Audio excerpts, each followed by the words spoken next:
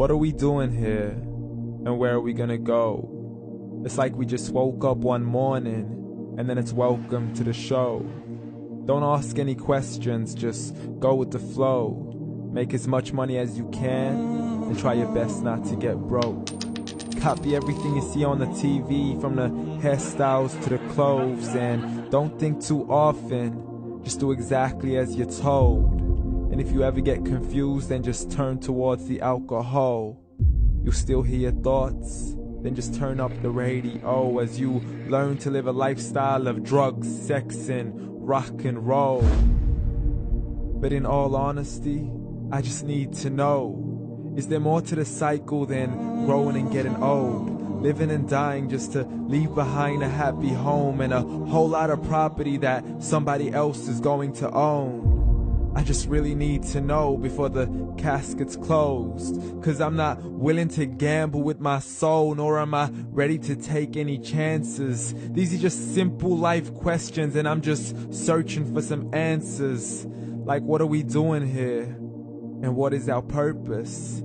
How did we get here, and who made us so perfect? And what happens once we go, or is this world all really worth it?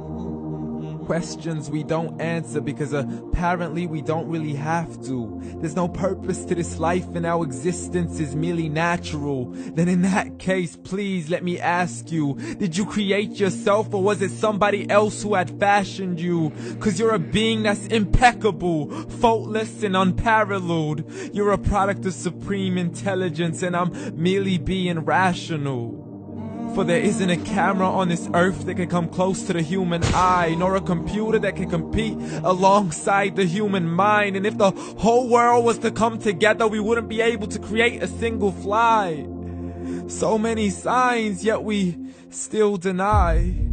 As science tries to justify that all this could come from none, when it's a simple sum. 0 plus 0 plus 0 cannot possibly ever give you 1. So from where did all this order come? For everything has its origins, a maker, a creator of its own. I mean, the only reason you're watching this video is because somebody had to press upload.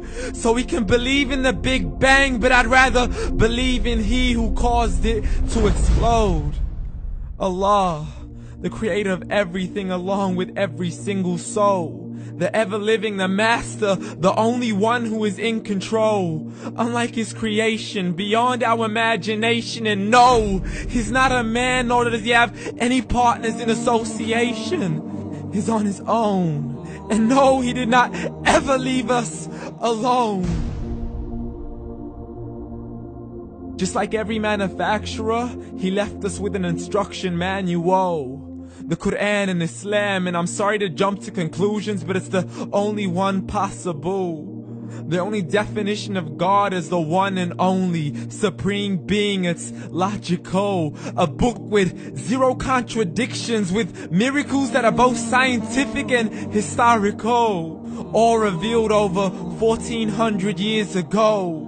Like the detailed description of the human embryo. The descriptions of the human embryo in the Quran cannot be based on scientific knowledge in the 7th century. To the mountains as pegs holding firm the earth below, and the 2 seas that don't mix in a complete separate flow. To the planets in orbit, alternating night and day as they stay in flow. The expansion of the universe and the creation of everything from H2O. To the stories of the past and the preservation of Pharaoh. To identifying the lowest point in the land where Persia defeated Rome. The gushing fluid that created man in the glands between the ribs and the backbone. And not a word has changed, it's still the same. So please explain how all this was known over 1400 years ago. To a man who couldn't read or write as he would recite whatever the angels spoke. And if you still don't believe, please try to come up with something that's even close. But you can't, so we took God as a mockery and his messengers as a joke. Muhammad could not read or write. How's somebody who can't read or write gonna start a religion?